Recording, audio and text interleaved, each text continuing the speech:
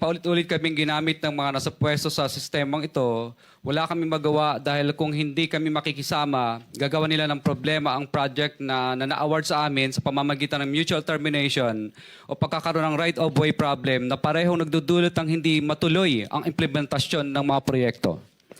Matapos naming manalo sa mga bidding, may mga opisyal mula sa DPWs ang lumalapit sa amin para humingi at kumuha ng bahagi niya sa halaga ng proyekto.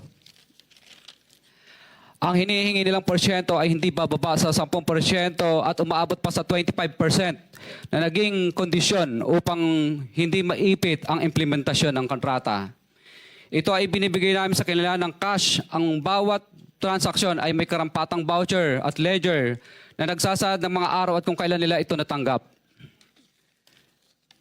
Ilan sa kanila ay sina Terence Calatrava, former Undersecretary of Office of the Presidential Assistant of the Visayas of the Philippines, Kong Roman Romulo of Pasig City, Kong Jojo Ang of Uswag Ilonggo Party List, Congressman Patrick Michael Vargas of Quezon City, Kong Juan Carlos Arjo Aitaide of Quezon City, Nicanor Nicky Briones of Agap Party List, Congressman Marcelino Marcy Teodoro of Marikina, Congressman Florida Robes of San Jose del Monte, Bulacan, Congressman Leandro Jesus Madroño of Romblon, Congressman Benjamin Benji Agarao Jr., Congressman Florencio Gabriel Bemnoel of Anwaray Party List, Kong Leo de Ode Tariela of Occidental Mindoro, Congressman Reynan Arrogancia of Quezon City, Quezon Province,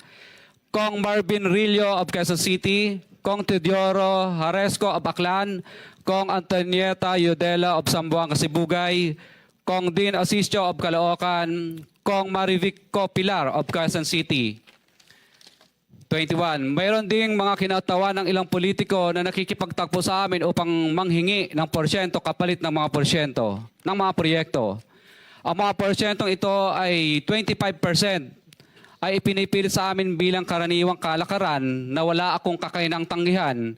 Ilan sa kanila ay sina Regional Director Eduardo Virgilio of DPWS Region 5, Director Ramon Ariola III of Unified Management UPMO, District Engineer Henry Alcantara, DPWS Bulacan First, Undersecretary Robert Bernardo, District Engineer Aristotle Ramos of DPWS Metro First, Pasig City, District Engineer Manny Bulusan of DPWS North, Manila Deo, District Engineer Edgardo C. Pingol of DPWS Bulacan Subdeo, District Engineer Michael Rosaria of DPWS Quezon Second Deo. Karamihan sa mga kawani ng DPWS na nabanggit sa itaas ay paulit-ulit na binabanggit ang delivery ng pera ay para sa kaisaldi ko na dapat at least 25%. Si Kong Marvin Rillo naman ay ilang beses na binabanggit ang pangalan ni Speaker Martin Romualdez bilang kanyang malapit na kaibigan. 25. Sa tuwing umiinom kami sa Wine Story, sa BGC at sa Shangri-La Mall, sinasabi pa ni Kong Rillo na lahat ng kanyang request para sa pondo ay galing pa mismo sa unprogrammed funds at insertion na inaaprubahan ni Speaker. Ang tao ni Marvin Rillo na si Bogs Magalong ang pumupunta sa amin para kunin ang pera sa aming opisina o sa Wine Story. Si Kong Jojo Ang naman, lagi ring binabanggit sa lahat ng project sa kanya ay papondo ni Speaker at ni Saldico. Mataas ang hinihingi sa project, dagdag pa niya, hindi naman lahat ng pera ay para sa kanya, kundi para kay Speaker at kay Saldico. Sa lungsod ng Pasig naman, lumapit sa akin ang DPWS Project Engineer na si Angelita Garucha para kolektahin ang parte ni Kong Roman Romulo sa flood control projects noong 2022. 28, number 28. Pagdating ng 2025, si District Engineer Aristotle Ramos ang sumunod na nagpakilala na bagman ni Kong Roman Romulo kung saan 30% ang kanyang hiningi ay para kay Kong Roman Romulo. Sinabihan ko kay D.E. Ramos na masyado namang mataas, ngunit sinabi niya na walang magagawa dito dahil pondo ito galing sa unprogrammed funds at insertion galing sa taas. Sa ilang pagkakataon, ang mga politiko na personal na inabutan ng halaga ayon sa hinihingi nilang porsyento mula sa proyekto Ang pagbabayad na ito ay hindi naman kagustuhan kundi isang hakbang na ginawa namin dahil sa matinding panggigipit. Ilan sa kanila ay sina Kong Antonieta Yudela kasama ang kanyang asawa, Kong Marvin Rillo of Quezon City, Kong Nikki Briones of Aga Party List, Arturo N. Ataide, ama ni Kong Arjo Ataide, Kong Florencio Gabriel Bem Noel of Anwaray Party List, Kong Eliandro Jesus Madroño of Romblon, Kong Benjamin Benji Agarao Jr.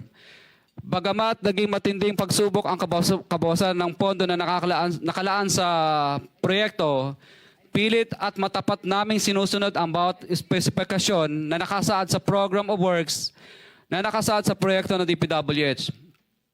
Nakakasiguro kami na nagawa namin ng maayos at matapat ang bahagi o phase ng proyekto na na-award sa amin.